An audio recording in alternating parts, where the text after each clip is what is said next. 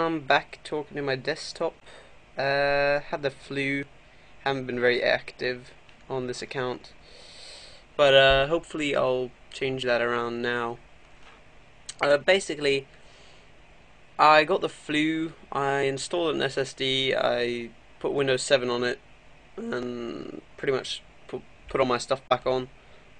I've been working on the website and various projects, so haven't really been able to do much other than that, and that's why I haven't made any tutorials lately.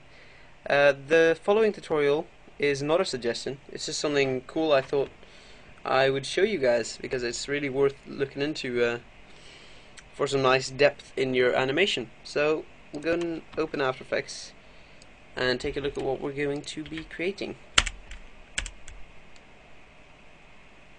So as you can see, the camera moves up and it focuses on the text in the background, and this is really easy to achieve. So we're going to start with creating a new composition. So composition, new composition, 1280, 720, 30 frames, 10 seconds long.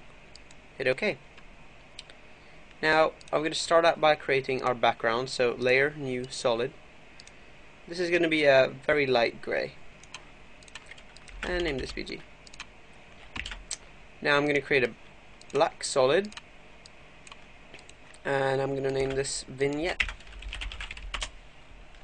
And with the vignette selected, we're going to go up here, and by default it'll look like this. You want to just hold and drag until you see the ellipse tool, and then let go of your mouse.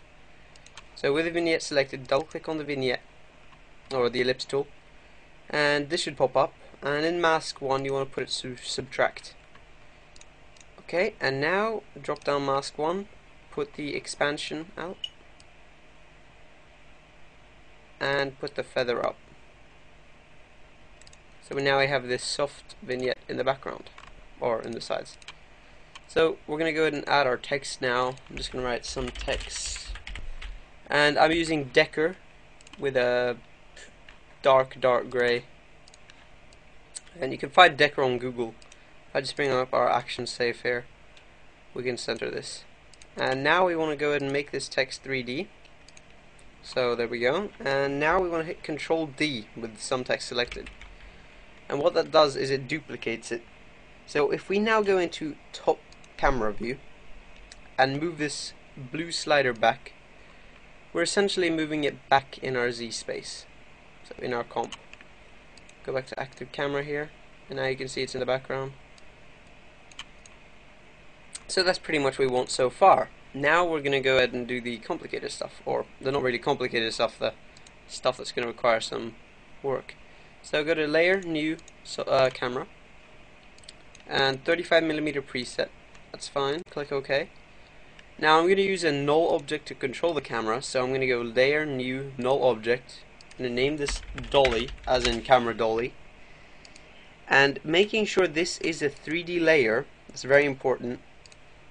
Take the parent tool, or the pick whip, and pick whip it to the dolly. So now if we move the dolly, we move our camera. Simple concept, just make sure it's 3D, otherwise it will not work. So now we're going to go ahead and go into dolly and go into transform, and at 0 seconds we're going to go ahead and set the keyframe for the position. Move forward to about 4 seconds and move it up. So basically all that's done is made an animation that goes up, and it stops very abruptly. We're going to fix that by highlighting them and hitting F9 for easy ease keyframes. So now it smoothly starts and smoothly stops. I'm going to add a small expression to our position by alt clicking, so hold alt and click on position, and it will bring up this expression box. Now what we want to type in here is we want to type wiggle parentheses 2 comma point 0.5 and parentheses. So now we have very small wiggle in our position movement. If we fast forward here, we can see it. So basically we're done with our animation, and now we're going to set up the depth of field, which is what this tutorial is all about.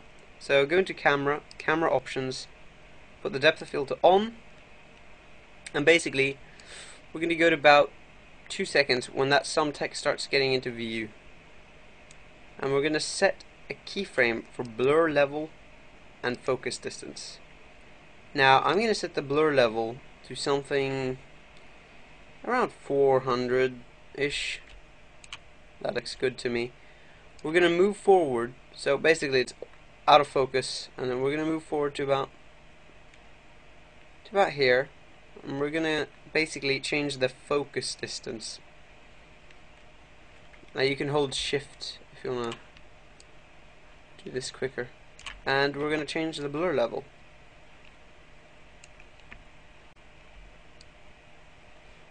Basically you want to fine tune the focus distance to have your text in focus.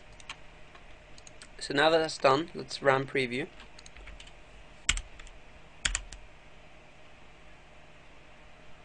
So as you can see, we have some really nice depth of field going on there, and you can do this with any object that is in 3D space, because that's the way the camera works.